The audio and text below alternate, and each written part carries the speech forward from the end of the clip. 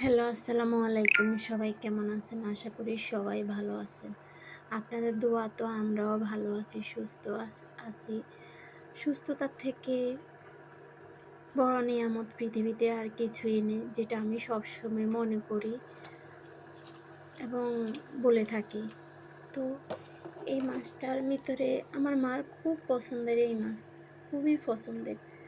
আমার মা কই মাছ খেতে খুবই পছন্দ করে। জানি না কোন কোন জায়গায় কি কি নামে আপনারা ডাকেন। আমার মা অনেক সুন্দর করে মাছ রান্না করতে পারে বা সব তরকারি মার খুবই ভালো লাগে। ভর্তা, মাছ, মাংস সবই। কিন্তু আমার মা হইছে একদম সরল সহজ মানুষ।